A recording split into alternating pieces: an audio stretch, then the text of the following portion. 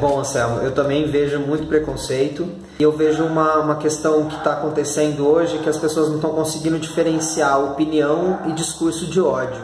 Eu trato com respeito todas as pessoas, então eu acho que todo mundo só quer ser tratado com respeito, né? Então, numa sociedade todos temos que conviver mesmo com as diferenças, e a beleza do ser humano é ser diferente. Mesmo que seja um espaço de livre expressão, eu acredito que as pessoas estão passando um pouco do limite no que dizer a sua opinião, né? Quando passa esse limite e ultrapassa até o limite da outra pessoa. A única maneira que eu vejo que dá para mudar essa solução, a gente esclarecendo o assunto, a gente falando muito sobre o assunto e falando de uma maneira normal, falando como ele deve ser tratado, de uma maneira simples, de uma maneira sem tabus. Porque quando a gente fala de transfobia, a gente fala de homofobia, fobia é medo, né? E a gente só tem medo do que é desconhecido. A partir do momento que a gente conhece sobre uma coisa, a gente deixa de ter medo disso, né? Seja isso o que isso for. Então, a gente tem que falar, a gente tem que esclarecer, e diálogo aberto e com respeito, sempre. Eu sempre tento tratar com o maior respeito, mesmo as pessoas mais ignorantes e preconceituosas, porque eu acho que é assim que a gente pode mudar. Eu só mudo o discurso da outra pessoa a partir do momento que eu tomo uma postura diferente, entendeu? Bom, obrigado pela pergunta, valeu. Eu acho que essa questão, ela é uma questão dessa era que a gente está vivendo, e a internet é um lugar onde as pessoas perdem muito medo de falar qualquer coisa sobre qualquer assunto. Todo mundo tem muito direito à opinião, mesmo não sendo embasada, né? As pessoas estão problematizando qualquer coisa e dando sua visão parcial e sua opinião, enfim. Eu acho que é um processo que a gente está vivenciando. No meu lugar, onde eu estou e onde eu percebo essa terra de ninguém, que é a internet, onde as pessoas perdem o medo, perdem muitas vezes o respeito pelo outro, eu não sinto esse lugar como um lugar válido para o debate, no sentido do comentário. Eu acho que sim, a internet é um lugar onde você pode comunicar, mas quando você passa a ler os comentários sobre aquele assunto que você colocou em pauta numa mídia social, ou quando você compartilha uma matéria de um veículo, eu acho que o comentário ele é muito difícil de ser lido e digerido, porque você não tem um espaço para um debate verdadeiro, assim, fica uma troca de opiniões e de ofensas, e não tem o sentido que é válido alimentar esse lugar do comentário. Eu acho que a gente tem que levar o debate para além também dessa bolha da internet,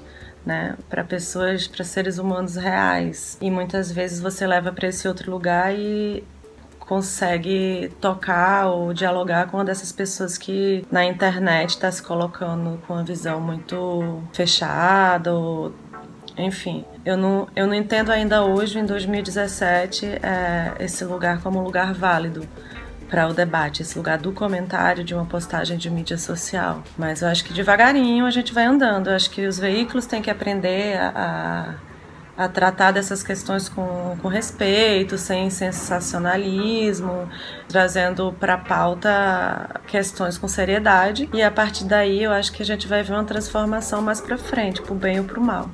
Ainda não consigo fazer um diagnóstico, mas é isso. Eu acho que a internet é um lugar importante de se comunicar, mas é um lugar muito perigoso também. Eu acabei de voltar essa semana de uma oficina de jornalismo queer, Festival Mix Brasil, e tinha uma menina que era jornalista de um veículo super tradicional de Minas, o Estado de Minas. E ela estava justamente fazendo essa mesma pergunta para você, que você tá me fazendo, essa repórter estava fazendo para mim também. Então eu acho que existe várias coisas aí. A gente hoje não tem um manual de jornalismo perfeito e maravilhoso que ensina todas essas nuances, porque muitas vezes esses erros que eu vou dizer aqui, que ao longo depois eu vou mostrar que não é bem um erro, eles acontecem no nosso dia a dia. A gente pensa que a gente tá fazendo uma matéria incrível, que a gente tá apoiando a causa LGBT e a gente esquece de pensar na interpretação que aquilo vai nos trazer. Qual é a imagem que a gente quer passar para o público, qual é a informação que a gente quer vender. Então, eu acho que esse é o primeiro ponto, não é a gente se questionar como é que escreve certo ou errado, quais letrinhas deve usar. Esse é o segundo passo. O primeiro passo é pensar na mensagem, na notícia, no conteúdo realmente que a gente está desenvolvendo. Eu vim só aprender sobre isso quando eu me deparei com publicidade. Que a publicidade você tem que ter uma mensagem, mesmo que ela seja não explícita, não tão explícita, mas tem que ter uma mensagem muito direta para você vender um produto. Uma coisa que no jornalismo, às vezes você pode deixar um texto com duplo sentido e o leitor decidir o que ele quer interpretar daquilo. Então, eu acho que o universo da internet, a gente não pode muito dar essa dupla interpretação. Ainda não. A gente não tá ainda discutindo sobre orgulho. A gente tá tentando ainda sobre enquadrar dentro do espaço que a gente precisa, que é o espaço do respeito. Eu acredito que a gente vai acabar difundindo essa informação sobre como escrever ao longo prazo. Tem muita gente chegando pra mim perguntando pra eu fazer um e-book explicando as letrinhas e tudo mais. Eu quero muito fazer, eu tô desenvolvendo já. E eu espero compartilhar isso gratuitamente nas redes sociais com todos os amigos jornalistas e comunicadores. E esperar trazer assim insight pra galera aí de como escrever como. Mas isso é só um cereja do bolo, sabe? Eu acho.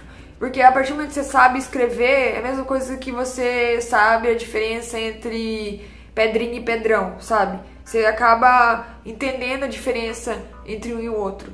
Mas eu acho que o mais importante de tudo isso é pensar na mensagem. Qual conteúdo a gente tem que passar, como a gente vai passar, que reflexão a gente quer levar para ali. E mesmo mensagens que são de ódio, mas que tem uma notícia bacana e ela gera um discurso de ódio nas redes sociais, eu acho que mesmo assim ela vale a pena, porque ela tá permitindo as pessoas ali trocarem. Por mais que essa troca às vezes não seja tão benéfica, tem mais um discurso de ódio do que de orgulho, sabe?